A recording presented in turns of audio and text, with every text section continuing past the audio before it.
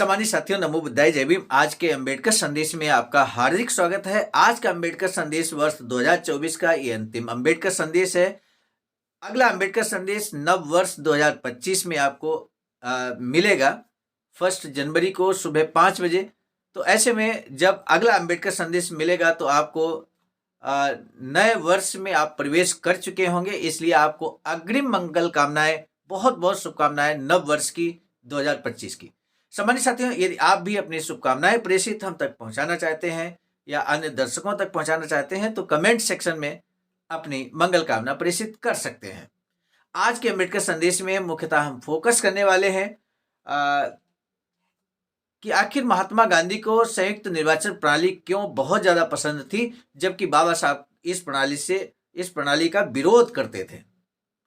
ये दोनों बातों के बीच हम लोग विशेष अंतर देखेंगे और साथ ही साथ भारत सरकार अधिनियम 1935 के अधीन पहला चुनाव 1937 में होता है और उस चुनाव के आंकड़ों के साथ आज का अंबेडकर संदेश हम आपके समक्ष रखने वाले हैं। बहुत ही सारगर्भित अंबेडकर संदेश है। सम्मानित साथियों, अंत तक वॉच कीजिएगा। चैनल को यदि आपने अभी तक सब्सक्राइब नहीं किया तो बेल आइकन के साथ जरूर सब्सक्राइब कर लीजिएगा। वीडियो को हर दिन सुनने के बाद जरूर शेयर कीजिए, ये हमारा विशेष निवेदन है। मुस्लिम लीग के माध्यम से जो मुस्लिम लोग हैं वो बहुत प्रोग्रेस कर रहे हैं, प्रगति कर रहे हैं। आखिर क्या कारण है, ये भी आज के ही अंबेडकर संदेश में हम जानेंगे। ये संयोग ही है कि वर्ष 2024 का अंतिम दिन है और इस चैप्टर जो इस समय चैप्टर रनिंग पर है, बाबा साहब डॉक्टर अंबेडकर संपूर्ण वाङ्मय खंड 16 का, उसका ये अंतिम संदेश है।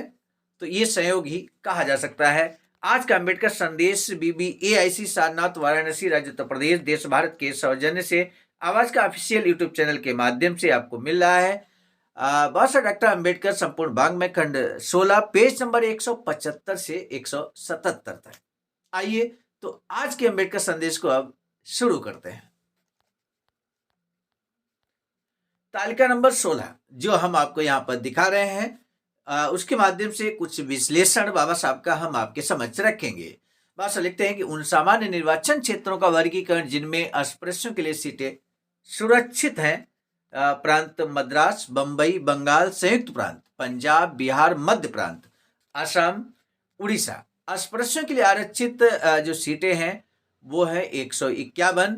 उन निर्वाचन क्षेत्रों की संख्या जहां 2 सीटें हैं 125 हैं। उन निर्वाचन क्षेत्रों की संख्या जहां 3 सीटें हैं 12 है निर्वाचन क्षेत्रों की संख्या। और इस तालिका से ज्ञात होता है कि जिन 151 निर्वाचन क्षेत्रों को अस्पृश्यों के लिए आरक्षित घोषित किया जाना था उनमें 130 2 सदस्यीय निर्वाचन क्षेत्र थे जिनमें एक सीट अस्पृश्यों के लिए सुरक्षित की गई तथा दूसरी सीट। सम्मानित साथियों, यदि आप हमारे इस चैनल आवाज का ऑफिशियल, जिस पर नियमित सुबह 5 बजे डॉक्टर अंबेडकर संदेश आपको मिलता है, आप हमारे इस चैनल को सपोर्ट करना चाहते हैं तो हमारा आपसे निवेदन है कि आप हमारे इस चैनल को सब्सक्राइब कर लें, वीडियो को शेयर, लाइक, कमेंट जरूर करें। सामान्य रखी गई। यह बिल्कुल संभव है कि बहुत से लोग ये न समझ पाए कि इस 2 सदस्यीय निर्वाचन क्षेत्र पद्धति में अस्पृश्यों के लिए चुनाव संबंधी कौन सा खतरा अंतर्ग्रस्त है।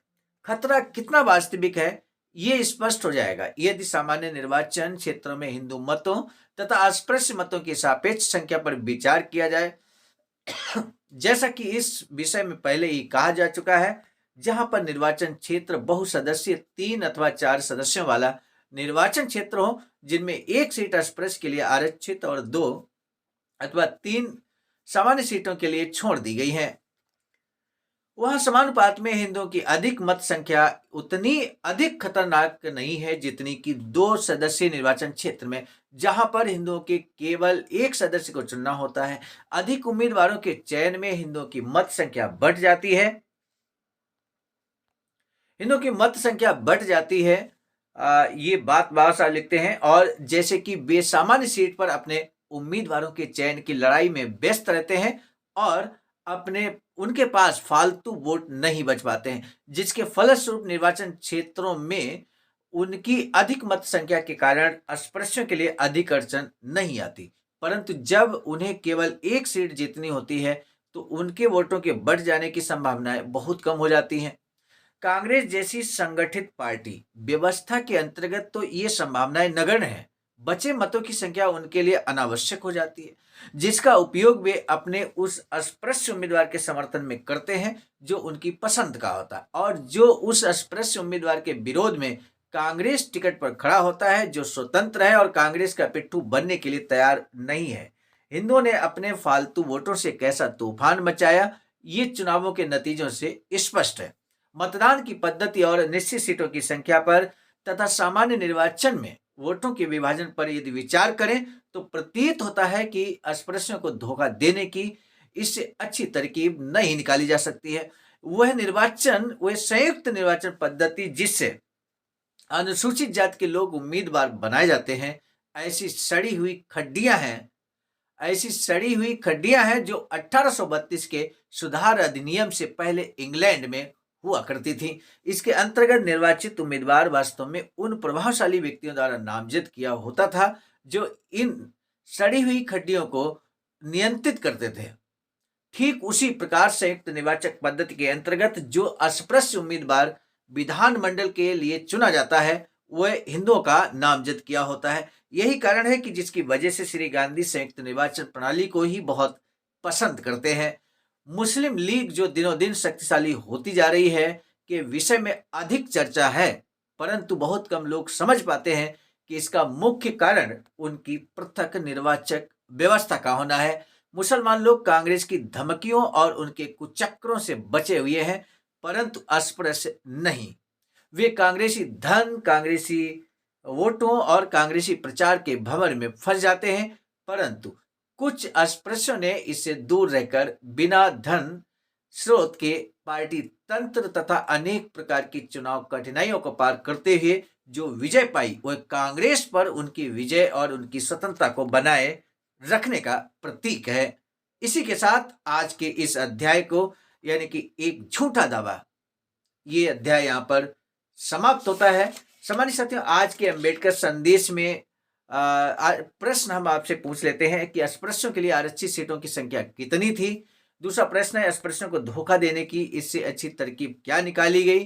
तो यहाँ पर दो प्रश्न है, दो में से कोई एक प्रश्न का जवाब आप दे सकते हैं, दोनों का ही दे सकते हैं। हमें आपके जवाब का बेसब्री से इंतजार रहेगा। अगले अंबेडकर संदेश में हम बात करेंगे जो नववर्ष 2025 से शुरू करेंगे। क्या अस्पृश्य अंग्रेजों की कठपुतली है? ये एक झूठा आरोप लगाया जाता है अस्पृश्यों के ऊपर, दलितों पर, कि वो अंग्रेजों की कठपुतली है।